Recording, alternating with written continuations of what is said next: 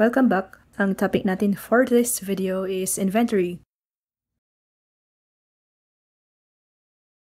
Inventory. It is a current asset that is presented as a one-line item in the statement of financial position, pero yung details niya are disclosed in the notes to financial statements. Paano ba malalaman kung anong inventory ni company? Number 1, held in the ordinary course of business. Ibig sabihin, assets that a company owns as part of its regular business operations or day-to-day activities. Example, drinks ni Coca-Cola or car ni Mitsubishi and chair ni IKEA. Number 2, in the process of production for sale. Number 3, in the form of materials or supplies to be consumed in the production process or in the rendering of services. Sa classes of inventories, meron tayong tinatawag na inventories of trading concern and manufacturing concern. Sa trading concern, buy and sell lang ng goods in the same form purchased. Bili ka sa Shopee ng t-shirt, benta mo sa shop mo as t-shirt pa din. General term for inventory sa trading concern is merchandise inventory. Manufacturing concern, from the term itself, mina-manufacture, converting raw materials into finished goods. Ang inventories dito ay finished goods, goods in process, raw materials, and factory or manufacturing supplies.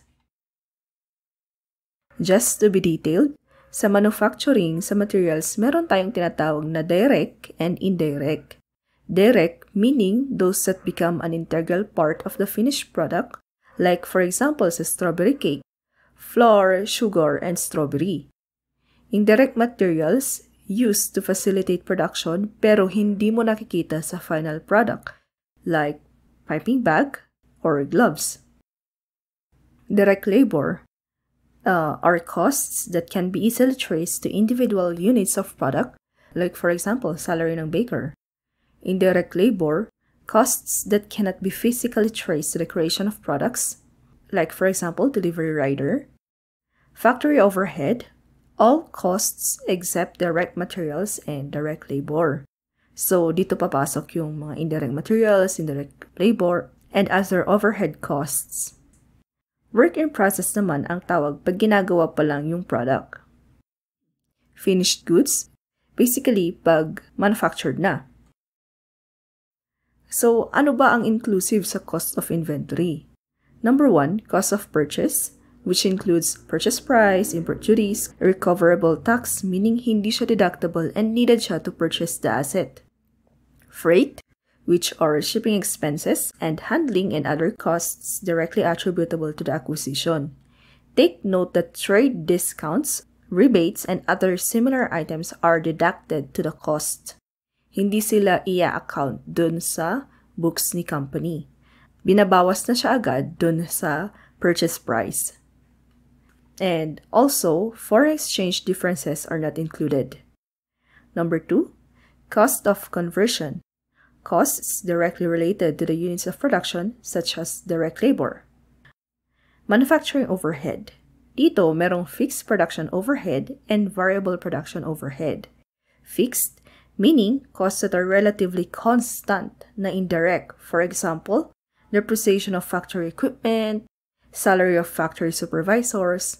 Most often, hindi naman nag-vary yung expense na to based on production, right? Regardless of malaki or maliit yung production, same pa din yung depreciation ng mga equipment na ginagamit and salary ng mga factory supervisors.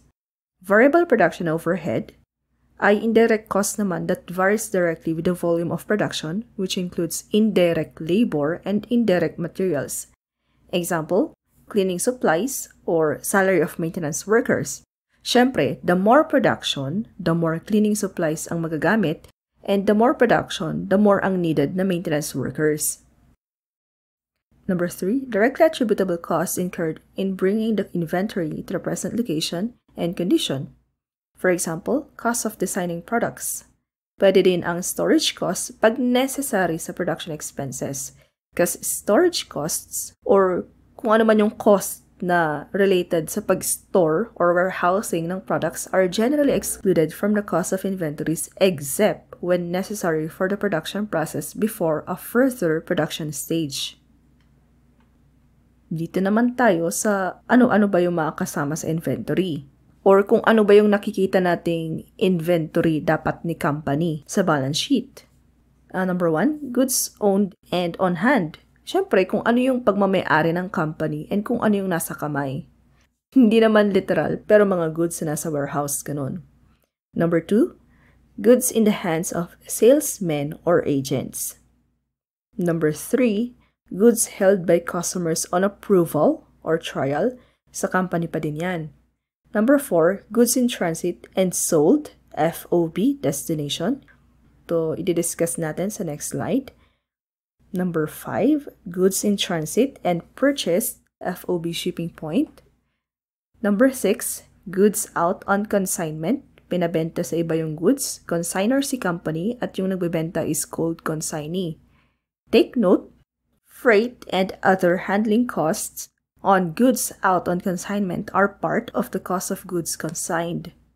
Number 7, goods sold with buyback agreement. Nag-agree si supplier na i-repurchase niya yung goods from buyer. So, heto. What if yung inventory is on the way pa lang sa buyer or on the way pa lang sa atin na company? Or, in other words, in transit pa lang. Kunwari, nasa Shenzhen sorting center or nasa delivery rider pa lang. Meron tayong tinatawag na FOB, destination, and FOB, shipping point. Kung FOB destination ang shipping terms, ibig sabihin, kahit on the way pa lang, ang legal owner na niyan is si seller. And ang shipping expense or freight is shouldered by the seller.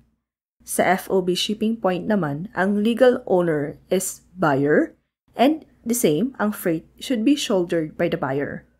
Ang tip ko dito para di ka malito sa FOB destination and FOB shipping point, which is ginagamit ko rin before, is para ka lang nagmumura.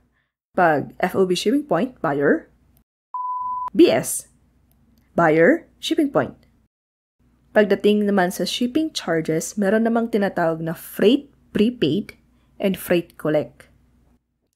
Kung titignan natin yung term na prepaid, ibig sabihin in advance. Kumbaga, galing kay seller, in advance ko nang binayaran kaya freight prepaid, whereas freight collect, kukolektahin pa lang. So, freight is not yet paid.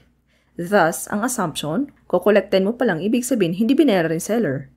Yung freight is actually paid by the buyer. Kung sakaling nalilito ka rin dito, siguro gamitin mo na lang. Kunwari, busy ka sa studies, pero sa PS pala, PlayStation pala. Note na ang ibig sabihin lang nito is to determine who actually paid the freight charges, but not necessarily the party who is supposed to legally pay the freight charge. For example, FOB shipping point, pero freight prepaid. Tama ba yun? Tama. Mali. Dapat si buyer ang mag-shoulder ng freight. Installment sales, any type of sale which the sales agreement requires payment in period installments. Dito, the goods sold in installment are still the property of the seller and normally included in the seller's inventory. However, it is an accepted accounting procedure to record the installment sale as a regular sale and record it as deferred income on the part of the seller. Thus, on installment sales, they are included as inventory of the buyer already. In other terms, kahit legally, kay seller pa rin talaga yung inventory for installment sales, hindi pa din kasi siya fully paid. So, yung risk is malaki. So, in-exclude na siya sa inventory ni seller. And, yung revenue naman niya is i-record as a deferral. Yun lang. Watch part 2 of inventory discussion sa next video.